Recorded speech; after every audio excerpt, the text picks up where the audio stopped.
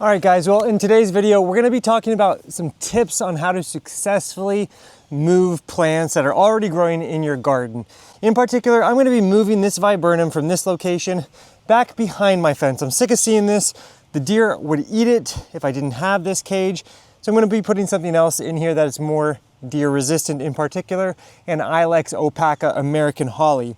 But without further ado, let's get right into it. So this video is gonna be pertinent to moving shrubs like this, also any sort of herbaceous perennial material. The first tip that you really wanna think about is the timing of the situation. First, I like to do it either in the morning or in the afternoon, not in the really hot part of the day. Secondly, more importantly, is the time of the year.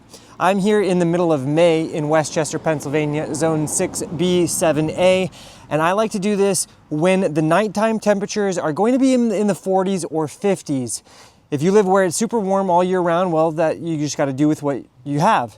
I do my best to not do so when it's in the middle of summertime, when the nights stay really warm. When the nights are very warm, the plant is going to lose a lot more moisture, and that's going to be harder for it to establish. So cooler nights are going to allow it to settle into the ground more easily. So I like to do it after my last frost date, which is Mother's Day, which was last weekend in the springtime, or if I'm going to be doing so in the fall, I want to do it 6 weeks before my first frost. Now, my next tip is that I like to get my new location prepped. I want to dig my hole, I want to get my mulch ready, I want to have my watering pail by the hole, and I also, if it's a shrub that I'm going to be planting in a lawn type environment, I want to have my cardboard, which I always use when I'm transplanting shrubs. If you're planting right into a garden bed with nice soil, that's meant for, garden plants, you're not going to need to use the cardboard necessarily. You can, but it's not quite as necessary in those locations. In lawn situations, I always use cardboard because that's going to detract any weeds from growing around the base of my plant, particularly when it is getting established, and I want all of the available moisture to go directly to my plant and not to other competitors such as weeds.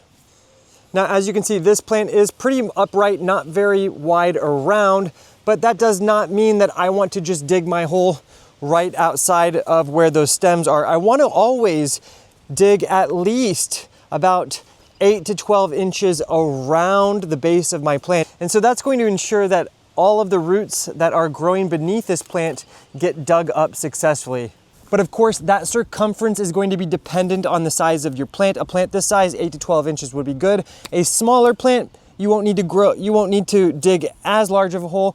A larger plant, of course, you will need to dig a larger hole. Always better to err on the wider, larger side than on the more narrow side, and digging into those roots, which would be the worst possible thing to do. And just slowly go around.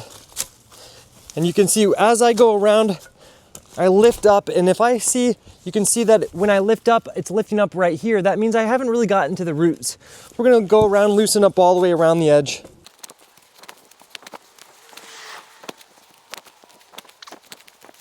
Give it a little tug, see if it's coming out.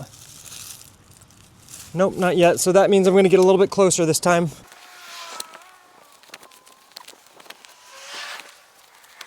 Now you can see when I do this, the plant is moving. That means I have started to get underneath those roots, but you never just want to yank it up all at once. Keep going nice and slow. Once it really starts to move like that, you can start to go a little bit deeper right in that section.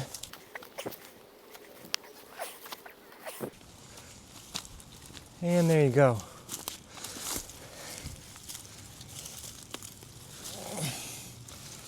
All right, that looks pretty darn good. You can see there's a little bit of root material in there that got chopped off, but not that much, so I'd say that's pretty good. So now you can just gently break up and loosen these roots up.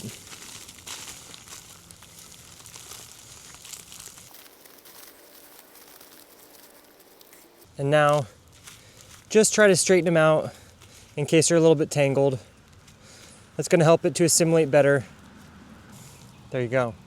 Now, if you're not going to be transplanting it right away, it can be a great idea to get this in water. I'm going to be transplanting it right now, so I don't have any water in my wheelbarrow, but that would be really helpful because we really do not want all of these little baby roots to dry out. That would be creating a lot of shock on our plant. All right, so I'm here at my hole that I already dug, and you can see when you're digging your holes, especially for shrubs, you want to always go deeper and wider than that root ball, because you really want to loosen that soil up around where those roots are going to be growing into. That's going to help them to actually integrate themselves into the surrounding soil rather than just kind of like staying coddled in that position where they started at. So, and then you can see I do need to add some of it back in, which is all good.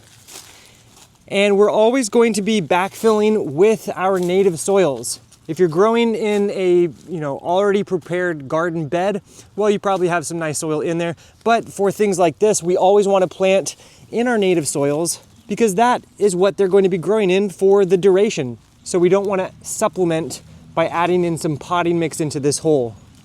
Likewise, they can get very comfortable in that potting mix without ever deciding to adventure into that native soil. So we want to start them off in the good stuff. And of course, when you're planting, you always want to make sure that the soil line, the original soil line, is going to be flush with your new soil line. That's incredibly important. You never want to dig, you never want to plant too deeply or too high out of the soil. Now, what I always like to do, I like to water in my hole before, especially when I'm planting things like this shrub. That's going to really help to ensure that the ground beneath the roots is nice and wet. All right, that looks pretty good. And then we just backfill. Clumps like this, definitely you want to break up, make nice and loose.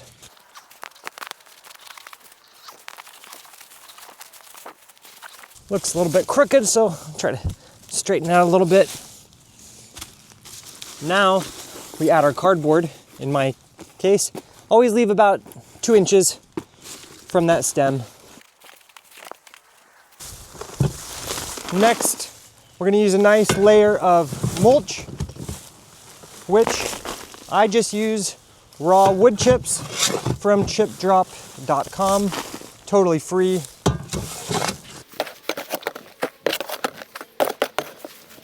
And I forgot to mention, before you put that cardboard on, you can sprinkle on some time-release fertilizer like this to give it a little boost of nutrients that will slowly assimilate themselves into the soil, being taken up by those roots over the course of a couple of months. And of course, the very final step is to give it another nice drink. And with this, now you have some actionable tips on how to correctly transplant or move plants around in your garden. If you have any other further tips or any questions or comments, make sure to leave them down in the comment section below. Anyways, thanks for joining me here on Plant Vibrations. I'll catch you next time. Ciao.